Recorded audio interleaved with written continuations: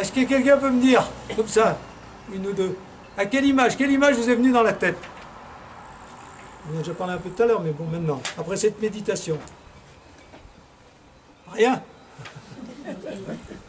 Pauvre Jésus. Le bon berger. Le bon berger, très bien. Le bon berger et les moutons autour. Ah bon, très bien, bon berger, par exemple. Ouais. Vous voyez, quand on dit le bon berger avec les moutons, ça produit quelque chose en nous, hein. Voilà, ouais. Ça produit, je sais pas, un effet de paix, de bonheur, de sérénité, de calme, voilà. Le frère universel. Comment? Le frère universel. Le frère universel, très bien, voilà. Toi tu disais? Je disais que c'était un éternel pèlerin, il marchait tout le temps. Vous marchez, donc ouais. C'est pour ça que quand il avait la possibilité de s'asseoir pour évangéliser les foules, il en profitait. Ben oui. Mais c'est peut-être pas tout le temps comme ça, parce que il y a des fois il se lève dans la synagogue. Oui. Et des fois il s'assoit. Bon, vous voyez, ça c'est... Si vous voulez, vous regarderez ça. Quand est-ce que Jésus se lève? Quand est-ce qu'il marche? Quand est-ce qu'il s'assoit? Quand est-ce qu'il mange? Il fait bien tout ça. Hein, bon, voilà. Souffrir avec Jésus. Ah, ça, vous allez réagir. Est-ce que aimer Jésus, c'est souffrir pour lui? Ah, souffrir avec Jésus et pour Jésus. Jésus nous a aimés jusqu'à souffrir pour nous sur la croix. Ça, tout le monde le sait. L'amour qu'on a pour Jésus ne doit pas être un amour sentimental. Même s'il y a des élans, tant mieux quand il y en a. Hein. Bon, voilà. Mais il ne faut pas réduire l'amour de Jésus à ça. Mais un amour exigeant qui nous pousse à souffrir pour mieux aimer, à mourir à nous-mêmes pour mieux aimer, à nous dépasser sans cesse, ça c'est ma traduction de ce qu'il dit que vous allez lire, ce qui suppose se faire violence, se faire mal par amour. Donc ça vous réagirez, je lis tout que vous réagirez. Ce sera en pensant à ce que Jésus-Christ a souffert pour nous que nous ranimerons notre foi faible et chancelante et que nous nous disposerons à souffrir pour Dieu et à pratiquer les maximes les plus contraires aux sentiments de la nature. Évidemment, Jean-Baptiste de La Salle est marqué par son époque janséniste et rigoriste. Hein. Mais il ne demande pas de souffrir pour souffrir, mais de souffrir pour aimer et devenir spirituel de plus en plus. On ne peut pas être sensuel et chrétien. Donc vous savez ça. Hein. Bon, très bien. La vie chrétienne, c'est l'amour, mais l'amour qui porte la croix et fait passer par la porte étroite. Hein, entrer par la porte étroite. Hein. Le chemin est étroit et non pas large. Hein, c'est là, le chemin est large qui mène à la perdition. Alors, ce serait demander un miracle à Dieu que de prétendre qu'il nous fit entrer dans le ciel sans prendre le chemin qui est nécessaire pour y arriver. C'est la porte étroite. Faites tous vos efforts pour y entrer, et Jésus-Christ ne manquera point de vous donner la main pour vous y faire entrer. Voilà. Alors, qu'est-ce que vous pensez de ça? Est-ce qu'aimer Jésus, c'est souffrir pour lui? Donc se faire violence et porter la croix de temps en temps, se faire même mal pour arriver. Voilà. Qu'est-ce que vous dites? Chacun d'entre nous porte sa croix.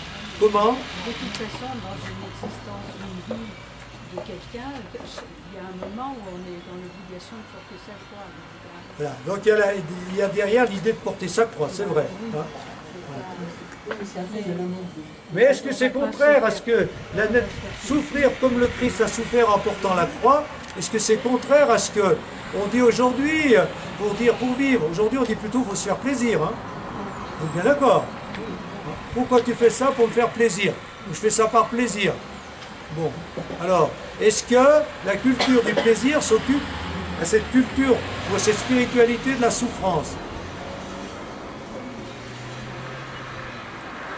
Ça, c'est une vraie question quand même. Qu'est-ce que vous en pensez? Est-ce qu'il faut savoir se faire mal dans la vie? On souffre naturellement à cause. Comment? Alors, dis voir, Isabelle, je t'écoute. Je pense qu'on souffre naturellement parce qu'on aime les autres. Ouais. Et automatiquement, on est amené à souffrir. Parce que Donc si déjà, quand on aime les autres, on souffre pour eux. Ben voilà. Hein, ou ils nous font souffrir. Voilà. Donc, ça veut dire que plus il y a de l'amour, plus il y a de la souffrance. Voilà. Il n'y a pas de souffrance quand on est indifférent. Voilà. Donc, c'est ça. Mais même, pour progresser dans quelque domaine que ce soit, qu'est-ce qu'il faut faire? Que ce soit à l'école, que ce soit dans la vie professionnelle, que ce soit en musique, que ce soit en sport. Il faut accepter les difficultés. Il faut s'arracher. S'arracher. Dites voir des mots aujourd'hui. S'arracher. s'arracher, se faire violence, on le dit moins, mais bon. Se faire mal, ça se dit, hein. Il faut que tu te fasses mal pour y arriver. Supporter la compréhension. Supporter Ah oui, ça, être incompris, mais aussi, quand on fait un effort, ça fait mal. Mais c'est pas. Alors, moi, ce qu'il faut bien distinguer, c'est la souffrance négative et la souffrance positive.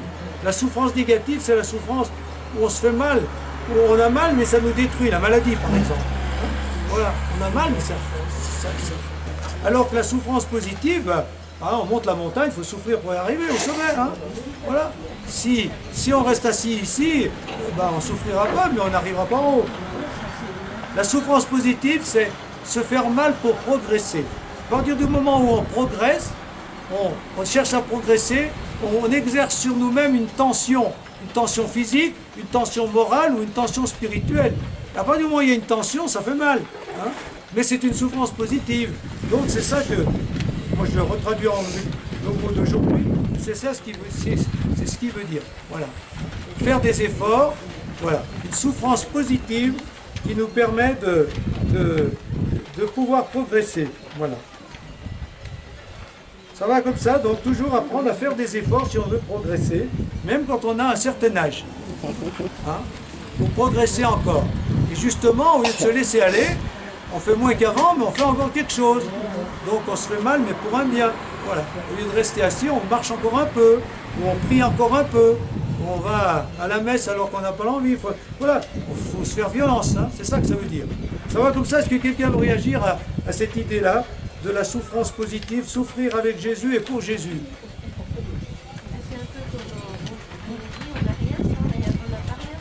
On n'a rien sans rien. Ben voilà, c'est une autre manière de rire. Et quand on dit on n'a rien sans rien, ça veut dire sans peine, quoi. On dit des fois on n'a rien sans peine. Mais c'est la peine positive. C'est pas la peine négative. Voilà. Très bien. S'offrir avec Jésus à la messe. Puisque vous allez à la Sainte Messe pour y faire un sacrifice de vous-même. Que ne vous offrez, vous, avec l'hostie, en cette partie de la messe qu'on appelle offertoire. Pensez-vous à le faire, et faites-vous cette offrande en vérité et du fond du cœur, comme Jésus-Christ se sacrifie lui-même et avec les mêmes dispositions. Alors, là je vais développer un peu ça, je ne l'ai pas écrit, mais je vais le développer. Bon, comment, déjà, d'une manière générale, comment bien, peut-être que vous ne le faites pas, peut-être que vous le faites, pour bien vivre la messe. Souvent, la messe est ennuyeuse, bon, très bien, on y va quand même, c'est mieux que de ne pas y aller. Mais comment faire en sorte que la messe soit vraiment enrichissante? Qu'est-ce que vous faites pour préparer vos messes? Qu'est-ce qu'il faut faire? Donner des conseils, parce qu'ils ne sont pas marqués là. Donc lui dit s'offrir, on va revenir là-dessus le mot. Mais par-delà, qu'est-ce qu'il faut faire? Il faut que la messe puisse apporter quelque chose. Et là, rentrer dans la parole de Dieu. Déjà, lire la parole de Dieu. Si vous lisez les textes à l'avance, déjà, vous aurez une idée, vous les écouterez mieux l'homélie si vous avez une interprétation qui correspond à celle qui va être développée ou pas du tout. C'est déjà ça. La deuxième chose qu'il faut faire, c'est quoi? D'autres choses. Préparer son cœur. Vous voulez rencontrer Jésus, ce n'est pas n'importe qui. Voilà. Préparer son cœur. Comme sorte de rendez-vous avec quelqu'un qu'on aime, un ami. C'est un ami. Allez, je vais rencontrer Jésus, voilà, et je vais rencontrer un ami. C'est pas simplement, voilà, je vais accomplir un devoir ou simplement faire comme tout le monde, ou c'est une obligation. Voilà. Donc là, ça stimule le cœur. C'est ce que tu appelles ça, c'est la stimulation du cœur. Ça rejoint ce qu'on a dit tout à l'heure. Voilà. Et puis ensuite, moi, ce que je conseille, c'est souvent la vie. Ça rejoint ça. Je veux m'offrir, ça veut dire quel projet j'ai. Actuellement, quels sont mes projets, mes responsabilités, mes soucis, qu'est-ce que j'ai envie de...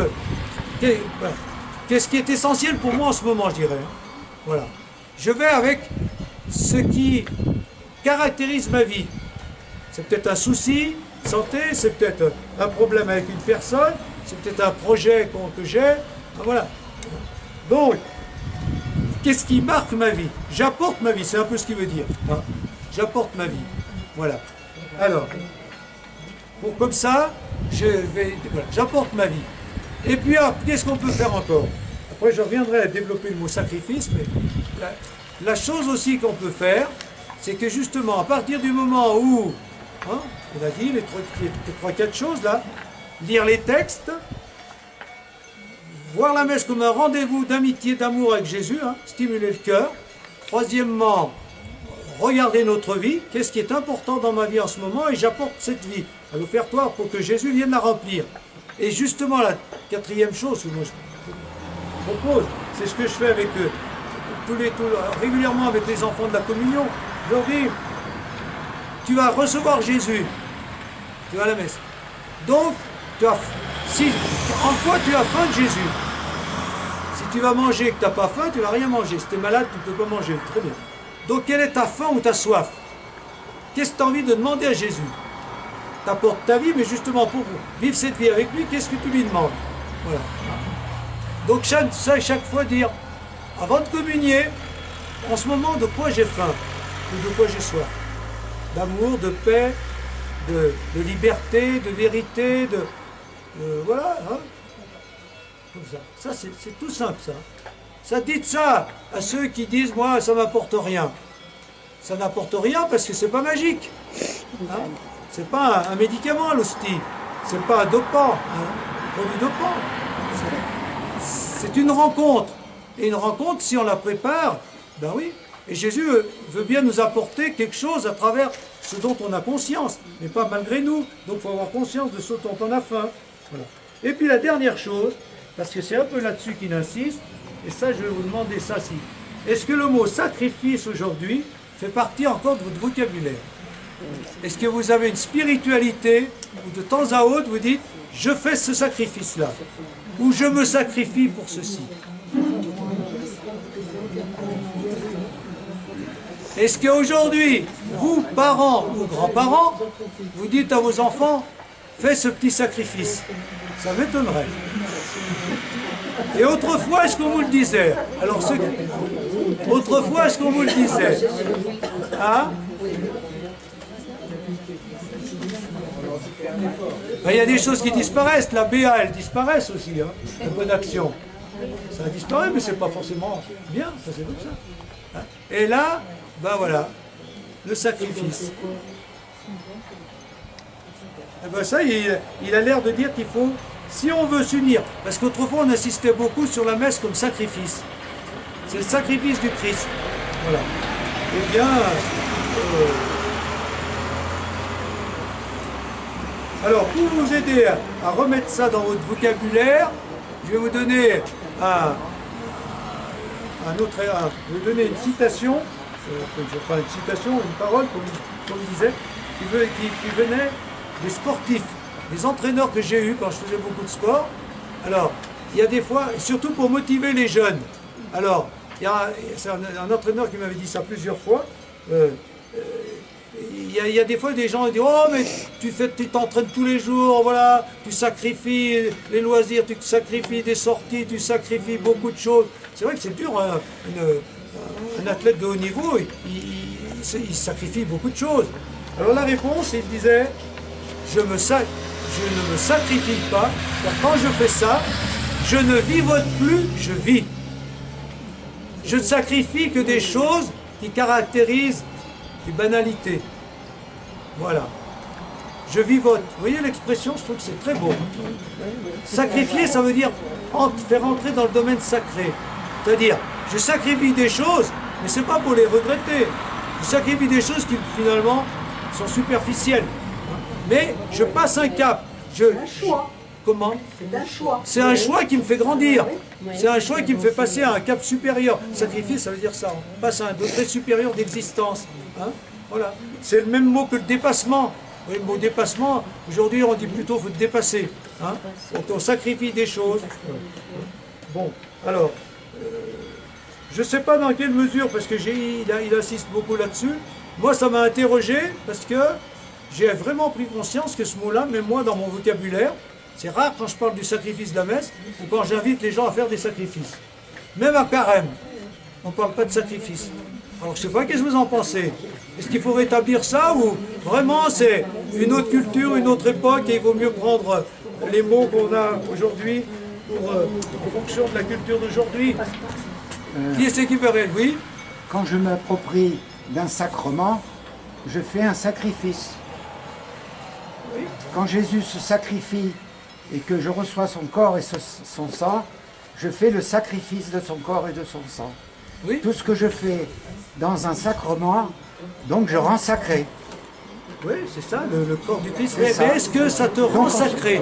On se l'approprie, on le fait sien.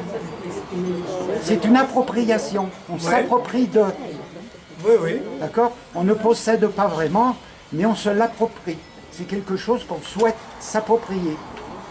Voilà. Donc à chaque fois que je vais communier au corps et au sang du Christ, je m'approprie son corps et son sang. Voilà, mais je pense que quand même, cette idée, il faut peut-être l'avoir pour rétablir cette spiritualité qui est peut-être un peu dépassée, mais c'est bien de temps en temps de se retrouver dans des racines qui nous ont précédés. Ben, je dirais que, par exemple, vous pouvez très bien dire, vous avez sacrifié un après-midi de vacances. Au lieu d'aller boire une bière bien fraîche, au bistrot, vous êtes là. Vous avez sacrifié une bonne bière bien Ça fraîche. serait plutôt un renoncement. Oui, bah, Et le renoncement, positif. il est bon, un renoncement. Voilà, le renoncement, bah, ou le renoncement. Oui, mais le renoncement, c'est un sacrifice, mais Voilà. il est souhaitable. Souvent, il est souhaitable. Ben, Quand c'est on fait ça, un- alors on peut prendre le quand mot on fait un renoncement. Mais le c'est renoncement, souhaitable. quand on renonce à quelque chose, il ne faut pas voir ce qu'on perd, il faut voir ce qu'on gagne. Il faut qu'il soit positif. Je renonce à ça, mais pour avoir quelque chose de mieux, en tout cas spirituellement parlant. Oui, voilà, c'est Voilà. ça. C'est ça, tout à fait. Très bien. Non, mais il y en a plein de sacrifices Une quand on... appropriation, un sacrifice. Voilà. Oui, parce que vous parliez des sacrifices Voilà, dans le c'est une sport, appropriation. mais pour les étudiants qui C'est font pas une des perte. études difficiles, longues, qui sacrifient des heures ou des soirées, Mais il y a on dit plein. sacrifice Les étudiants aussi. qui sacrifient Eh des oui. heures, voilà, Voilà. c'est tout. Tout. Oui. Voilà. Hein. Les étudiants, surtout par exemple ceux qui font médecine les 2-3 premières années, c'est vrai que j'ai vu, ils arrêtent tout. Hein. Ils sacrifient le sport, la musique. Si on veut réussir, vraiment, il y a des moments où il faut ouais. Mais après, on arrive à un degré supérieur. Voilà. Alors, privation volontaire, c'est pareil, oui. Là. Dans le mot sacrifice, il y a toutes les privations. Les privations, ben, carême, c'est ça. Hein.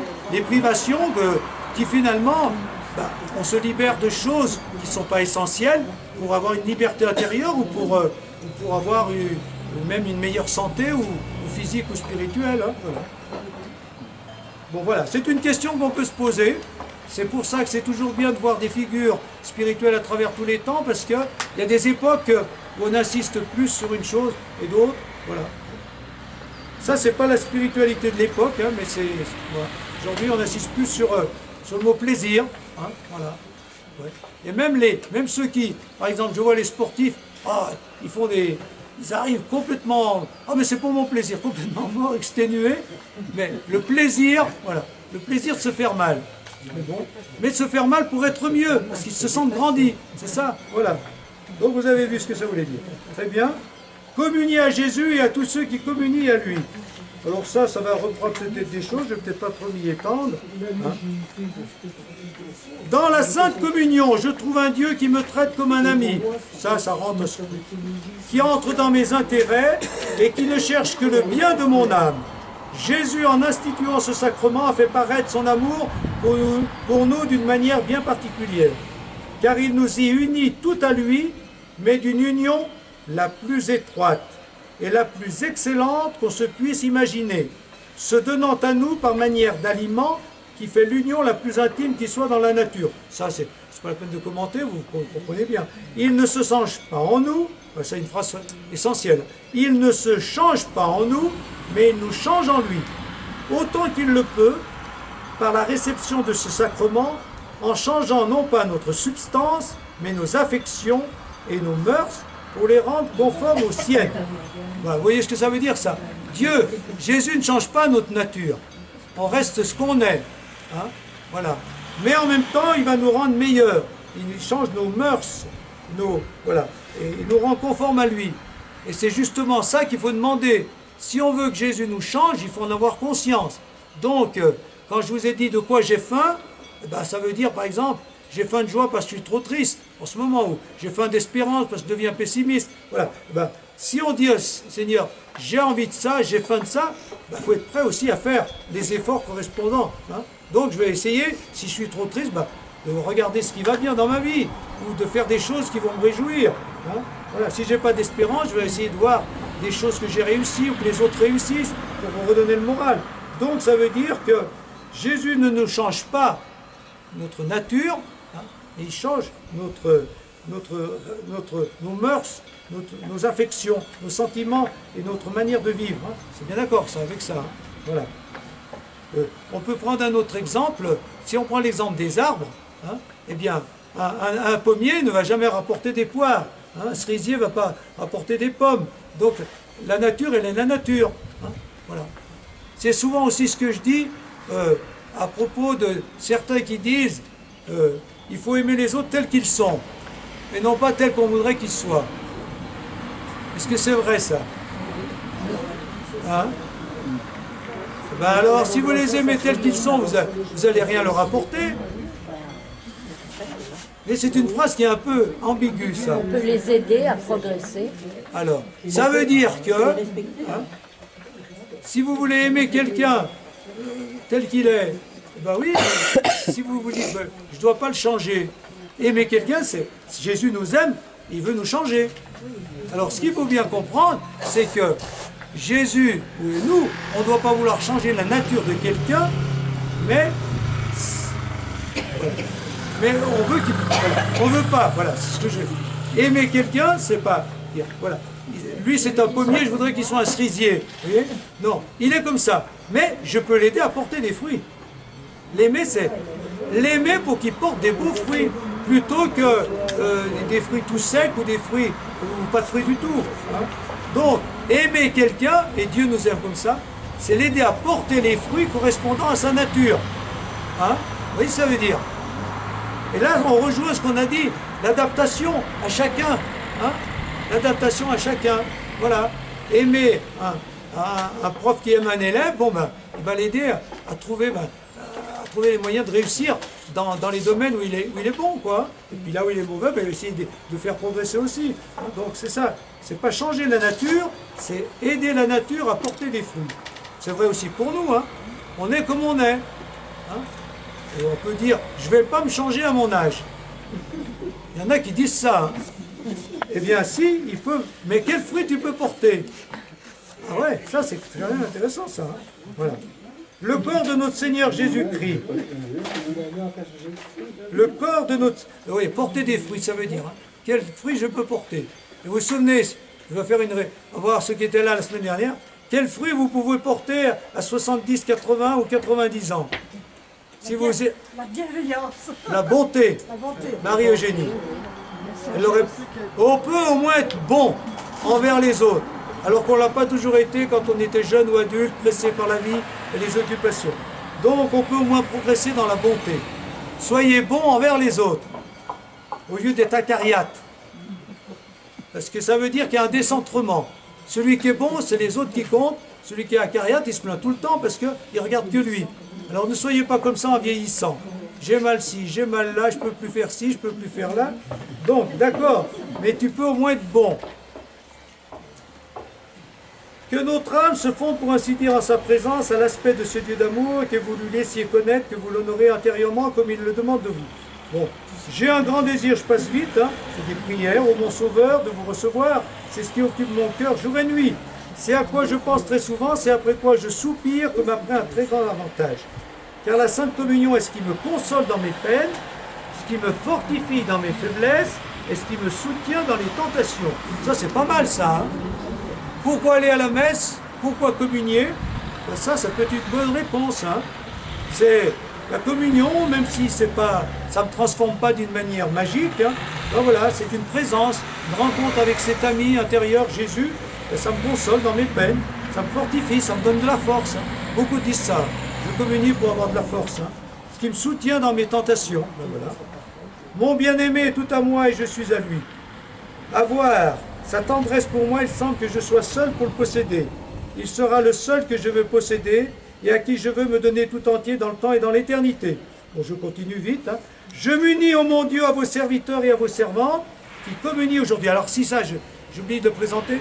c'est que lui insiste beaucoup sur « je communie à Jésus, je communie aux autres ». La communion, il ne faut jamais oublier qu'il y a deux dimensions. La dimension verticale, je reçois le Christ qui m'entraîne vers Dieu, mais je communie avec les autres et aux autres. Je dois me sentir en communion avec les autres. Donc il insiste pas mal là-dessus, lui, et notamment en disant cette phrase. Je m'unis au mon Dieu, à vos serviteurs et à vos servantes qui communient aujourd'hui et qui mènent une vie assez pure pour communier très souvent et même tous les jours. Nous sommes membres d'un même corps. C'est vous qui vous animez, c'est vous qui nous animez tous et nous faites vivre de votre vie. Rendez-moi, je vous prie, participant à leur grâce, à leur vertu et à leur fréquente communion. Et faites que, comme ils vous honorent continuellement par leur vie sainte, je vous honore aussi toujours en les imitant, parce qu'ils vous possèdent et qu'ils sont possédés de votre esprit. Voilà. Vous voulez réagir à ça? Communion avec le Christ, hein, et communion aussi avec les autres. Alors, bon, on résume tout ça. J'ai refait une reprise pour dire, vous reconnaissez-vous dans la manière qu'a Jean-Baptiste de la Salle de communier au Christ, amis, rencontre, hein, avec un ami, union intime, changement de nos affections et de nos mœurs. J'ai rajouté en ayant bien conscience, qu'est-ce que je demande au Christ pour changer un peu ma vie. Accueil d'un certain esprit de vie divine, grand désir, consolation, fortification, soutien. Voilà. Quelqu'un veut rajouter autre chose sur la communion? Est-ce que la communion peut apporter encore autre chose que tout ce qui vient d'être dit, qui est déjà assez complet? Mais si vous avez autre chose dans vos communions que vous vivez, ben c'est bien de nous le dire pour qu'on puisse le vivre aussi. Quand on reçoit Jésus, on reçoit le baiser du Père du ciel. Donc moi j'y pense souvent. Je dis tiens, je reçois le baiser du Père du ciel. Ah bon? J'ai pas trop ça. Le cadeau de Dieu. Un baiser, un cadeau, c'est un don, c'est un cadeau. C'est le plus beau des cadeaux que Dieu nous fait. C'est l'amour que le Père du ciel a pour nous, qui est un amour unique. D'accord. Et voilà. Je communie pour recevoir ce baiser ou ce cadeau. Dieu ne nous donnera pas forcément ce qu'on demande, même si on a le droit, il faut le demander, mais il nous donnera son Fils. Et puis petit à petit, avec lui, on va pouvoir peut-être trouver la solution à nos problèmes. Tu disais, Josiane?